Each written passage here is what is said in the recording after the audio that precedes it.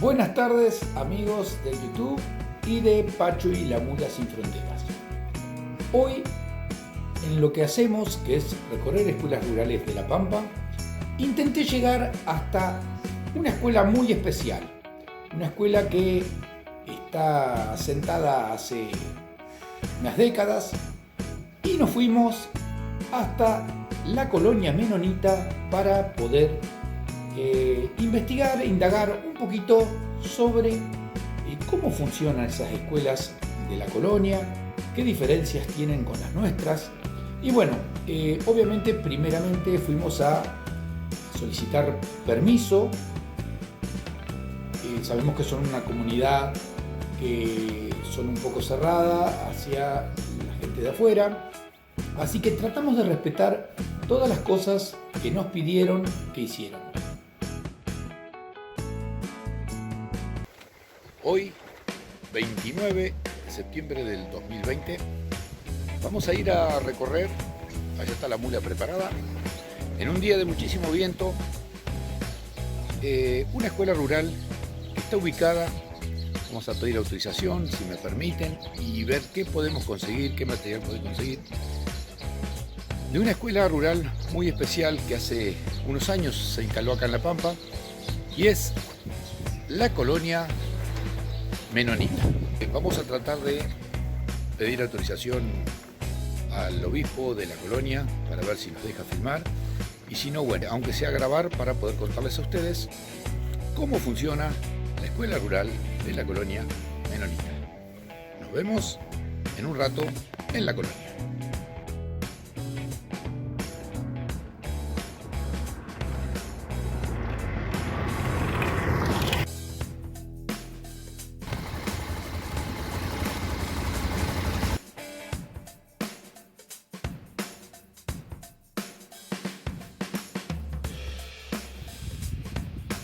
Y bien, acá estamos en una de las escuelas de la colonia menonita. Eso que está ahí atrás es una de las escuelas rurales.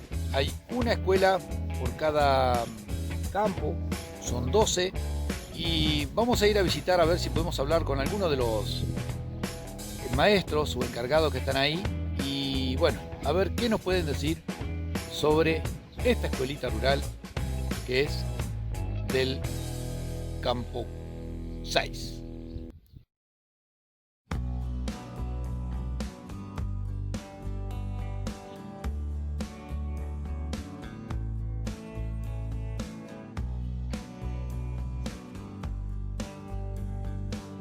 Y luego de que este obispo nos diera autorización para poder hacer algunas preguntas, pero no permitió hacer filmaciones. Así que bueno, no pudimos en la escuela poder filmar todo completo como quisiéramos, pero bueno, pudimos tener una charla muy amena con un maestro de la escuela del lote 6, llamado David Loewen, y que empezamos preguntándole, por ejemplo, cómo era la actividad de clase que tenían estos chicos. Bien, en la escuela rural menonita, las clases comienzan en abril y finalizan en su primer periodo luego de 105 días, o sea que estaría finalizando el 15 de agosto.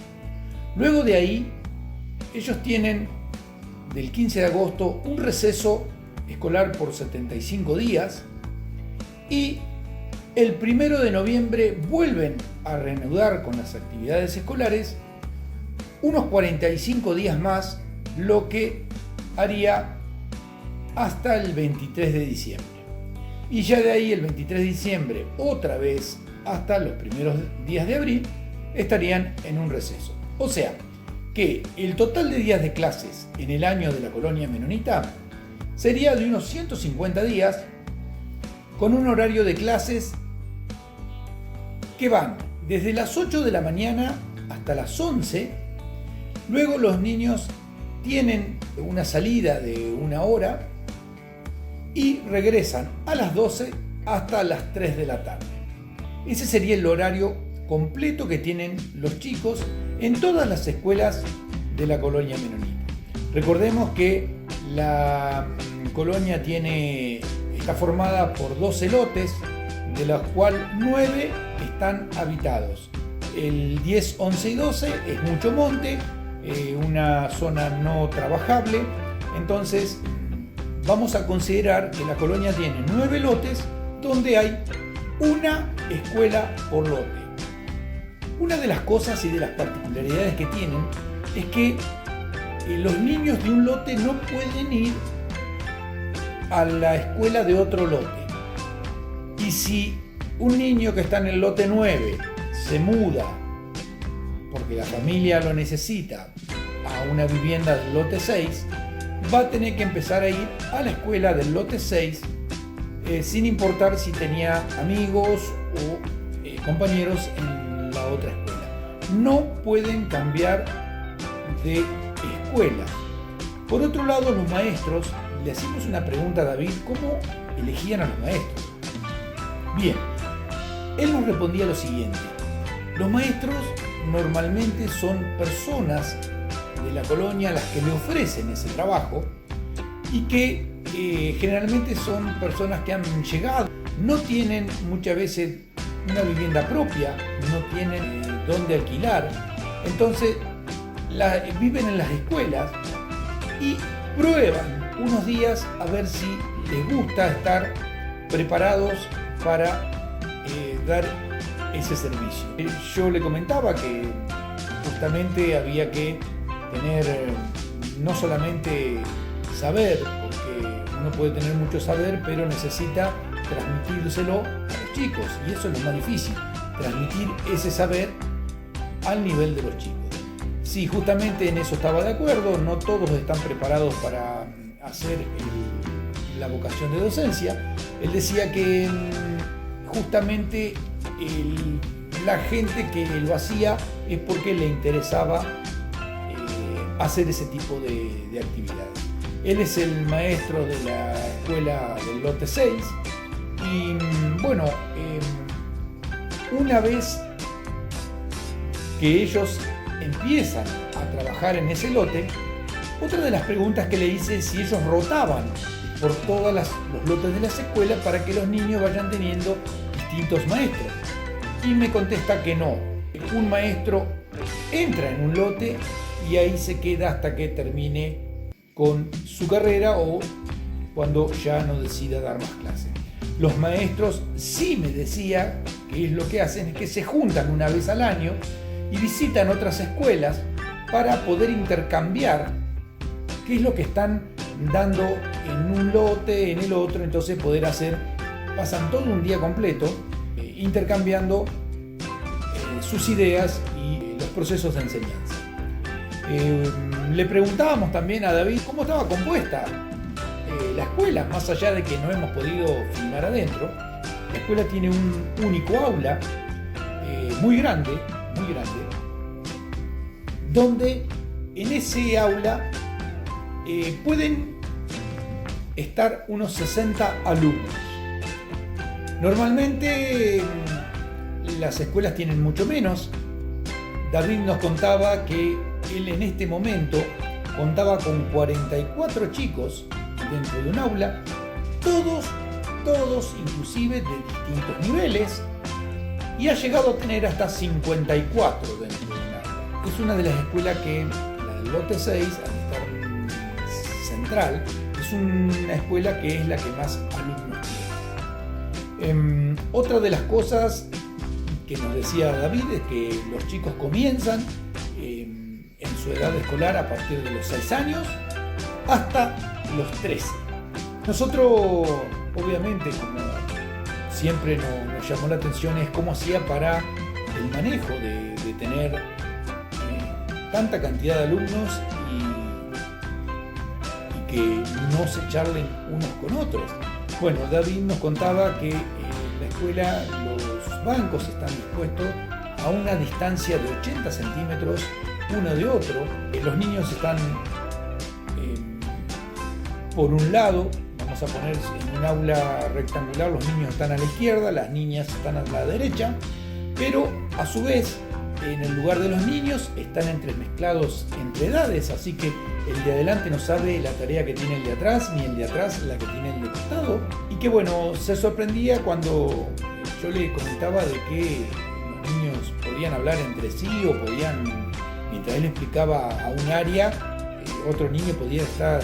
No, dice que la conducta, la disciplina es un rol fundamental en la escuela y bueno, los niños prácticamente están en silencio, no tienen un sistema como el nuestro donde por ahí se le enseña a que el niño cuestione, tenga una especie de feedback con el docente. Una de las cosas que le preguntábamos a David es cuando los niños llegaban a la escuela y después de las 11, de aquellos que estaban en los lotes más, o sea, en las casas más alejadas del lote, ¿cómo hacían para volver? Bueno, él nos comentaba que algunos se traen la vianda y que en otros casos, generalmente, la gran mayoría vuelve. Los vienen a buscar en los buggies que hemos visto andando por la colonia y vuelven a la hora. Normalmente también le preguntábamos si había algún registro de faltas. Nos contaba que los niños en la colonia, salvo enfermedad, los niños no faltan a clase. Para ellos la escuela tiene una obligatoriedad muy marcada y bueno, entonces no hay registro de faltas de los niños. Otra de las preguntas que le hacíamos era cómo funcionaba esta escuela. El idioma que hablan en la escuela, el idioma es el alemán. Ellos tienen también una especie de dialecto o una especie de alemán bajo que le dicen, que es una mezcla de holandés, y que se lo hablan en la casa o entre pares. En la escuela se enseña el alemán y los niños aprenden eso. También le preguntábamos qué pasaba con el idioma español, porque vemos que muchos de los varones o de los que tienen comercios hablan perfectamente el idioma español y bueno, él lo que nos decía es que los niños lo aprenden de los visitantes y que normalmente en la casa no lo enseñan, en la escuela tampoco. Otra de las cosas que nos llamaba la atención es que le preguntábamos a David, su maestro, durante el periodo de vacaciones o receso, si se lo remuneraba. Y ahí algo que nos llamó la atención y él se quedó como mirándonos y dijo, no, por supuesto que no, dice, si yo no estoy trabajando, no cobro por ello. Entonces el maestro tiene que buscar otro trabajo, tiene que saber un oficio, carpintería, herrería, pintura. Entonces el sueldo se lo paga a cada jefe de lote, pero mientras ellos están en época de clase. Cuando no están en época de clase, cada docente debe buscar un trabajo alternativo para poder seguir viviendo. Le preguntábamos también, había dicho que tenía 9 escuelas, los lotes, entonces le preguntamos de cuántas hectáreas se conformaba cada lote, para tener más o menos una dimensión de las distancias que había entre escuela y escuela. Y lo que nos decía David es que las escuelas están ubicadas de a una por lote y cada lote constaba de entre 800 y 900 hectáreas. Justamente una de las escuelas más grandes o que más chicos tenía era la escuela número 6 y la número 2. Le preguntamos cuál era también la metodología de trabajo que él usaba dentro de un aula.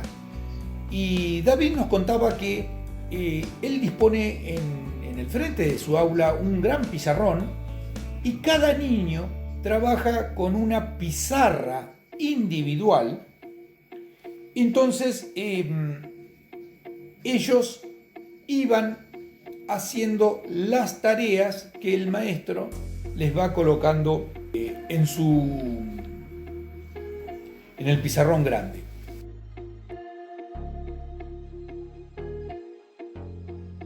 Por otro lado, al estar mezclados, nos contaba que el alumno de adelante generalmente no charla con el de atrás ni con el de al lado, porque son temas totalmente diferentes, no les interesa. Entonces cada alumno tiene que estar concentrado en su propia tarea. Una de las cosas que me llamó la atención es que las escuelas en la colonia son muy identificables. Y no porque tengan una estructura edilicia distinta a la de las casas, porque nosotros en el pueblo o en las ciudades las escuelas se reconocen prácticamente por su escudo, su mástil, Bueno, en la colonia menonita son similares a las casas comunes, pero podemos diferenciarlas porque cuando nosotros vamos transitando por la colonia, por los caminos internos, generalmente todas las casas tienen plantación al borde del camino. Cuando nosotros vemos una construcción que podemos observar desde el camino al fondo, que no tiene por delante plantación, eso es una escuela. La escuela sí tiene arboleda alrededor de la misma, pero no en el frente del camino. Y normalmente entre el camino y la escuela hay unos 50 metros que los niños tienen que salir caminando por ahí. Algo que me llamó la atención, porque justo llegué en el momento en que los niños estaban saliendo, salen muy bien formados en línea y hacia atrás, uno atrás del otro, primero los varones y unos 10 metros por detrás salen de la misma manera las niñas. Entonces, eso lo hacen durante los 50 metros que tienen hasta la calle. Y de ahí luego, generalmente si el día está lindo, se van caminando o muchas veces los vienen a buscar en los buggy. En las escuelas no existe mástil, no existe pabellón, no hay placas identificatorias.